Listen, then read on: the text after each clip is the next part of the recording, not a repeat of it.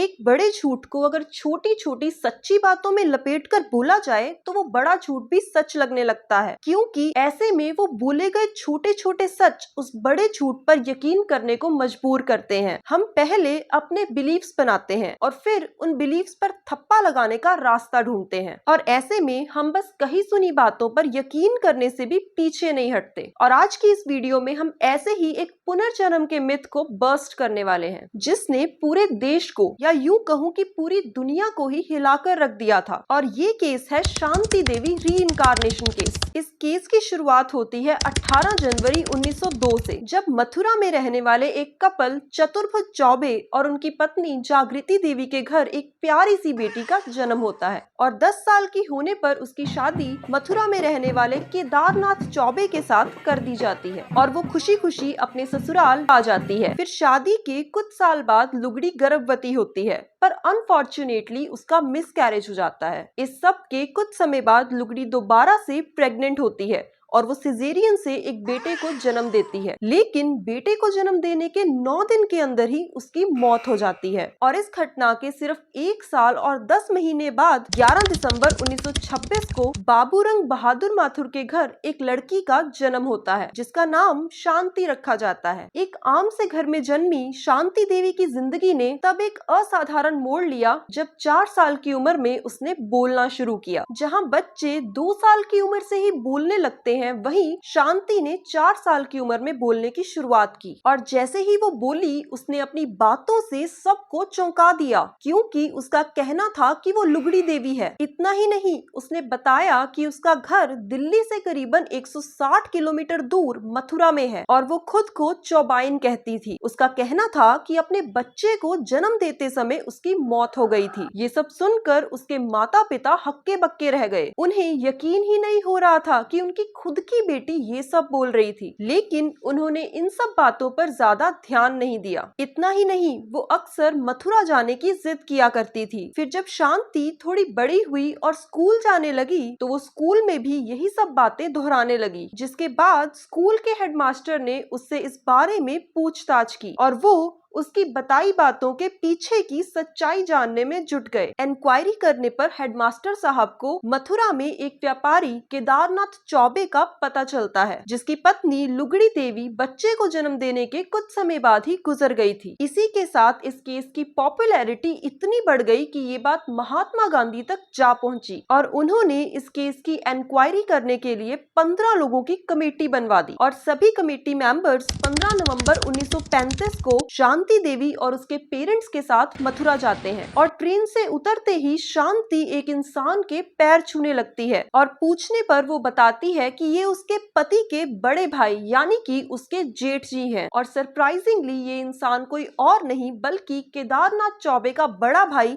बाबूराम चौबे था। इसके बाद वो खुद अपनी याददाश्त का इस्तेमाल करके उन्हें अपने घर तक लेकर जाती है और रास्ते में जो जो बदलाव हुए थे वो भी बताती है। वहां पहुंचकर वो भीड़ में खड़े एक बूढ़े इंसान के पैर छूने लगती है और वो थे लुगड़ी के फादर इन लॉ यानी कि उसके ससुर जी। वहीं इस बात का पता लगाने के लिए कि वही लुगड़ी है, उससे कुछ शब्दों के मतलब पूछे जाते हैं और ये वर्ड सिर्फ चौबे खानदान में ही यूज होते थे, जिसमें से पहला शब्द था जजरू और इसे सुनते ही वो वॉशरूम की तरफ इशारा करने लगती है। और फिर कटोरे के बारे में पूछने पर वो बताती है कि ये एक तरह का पराठा होता है। इतना ही नहीं, वो एक कुएं की तरफ इशारा करते हुए बताती है कि वो वहां नहाया करती थी। फिर वो केदारनाथ से कुछ बातें करती है और पूछती है कि उसने दोबारा शादी क्यों की, जब उन्होंने डिसाइड किया था कि वो ऐसा कभी नहीं करेंगे। और फाइनली इन्वेस्टिगेशन पूरी होने के बाद कमेटी मेंबर्स ने भी इस केस को रीइंकार्नेशन का केस ही बताया। वहीं American Canadian psychiatrist Ian Stevenson ने भी इस केस को स्टडी किया और अपनी रिसर्च में उन्होंने भी इस केस को एक रीइंकार्नेशन का केस ही बताया। लेकिन यहाँ गौर करने वाली बात ये है कि जहां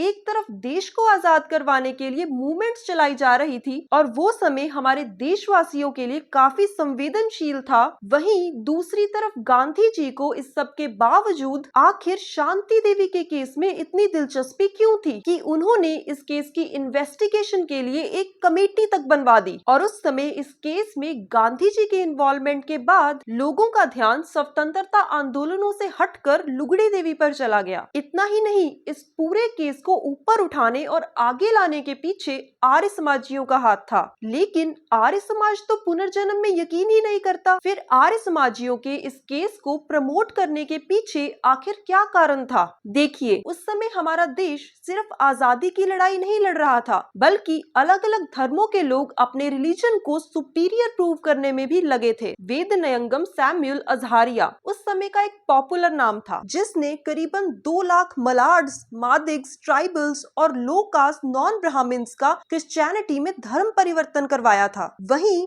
अज़ारिया का कहना था कि हिंदू धर्म दूसरे धर्मों को दबाता है, और इसी सब के चलते अज़ारिया महात्मा गांधी का दुश्मन बन चुका था, क्योंकि क्रिश्चियनिटी में लोगों का धर्म परिवर्तन करवाना और उन्हें हिंदुइज्म के खिलाफ भड़काना गांधी जी को एक खतरा नजर आने लगा था। हालांकि आर्य समाज पुनर्जन्म में यकीन नहीं करता, लेकिन आर्य समाज हिंदुइज्म को प्रमोट करता है, और यही वो कारण था जिस वजह से आर्य समाजियों ने इस केस को प्रमोट किया। क्योंकि अगर ये पुनर्जन्म की बात सच निकली तो कहीं ना कहीं लोगों की नजरों में हिंदू धर्म बाकी धर्मों के कंपैरेटिवली सुपीरियर प्रूव हो जाता, और ऐसे में इन कन्वर्जन्स को रोका जा सकता था। अब यहाँ पर नोट करने वाली बात ये है कि वो सभी कमेटी मेंबर्स भी आर्य समाजी थे, और सरप्राइजिंगली ये रीइंकार्नेशन की बात बिल्कुल सच निकलती है। लेकिन क्योंकि इस केस में पॉलिटिकल इन्वॉल्वमेंट था और इस केस को सही प्रूव करने के पीछे एक वैलिड रीजन भी था, तो अब इस बात की क्या गारंटी है कि जो शांति देवी ने बताया वो उसे पहले से ही बताया नहीं गया होगा? क्योंकि शांति देवी ने अपने पति का नाम तब पहली बार बताया जब वो 9 साल की थी, यानी कि साल 1935 में, जब ये इन्वेस्टिगेशन चल रही थी। तो क्या इससे पहले उसे अपने पति का नाम याद नहीं था, या फिर यूं कहूं कि उसे ये नाम इन्वेस्टिगेशन के दौरान ही बताया गया? वहीं इयान स्टीवेंसन ने अपनी रिसर्च साल 1986 में की, जब तक ये केस ऑलरेडी प्रूव हो चुका था। तो क्या वो सच में रिसर्च करने आए थे,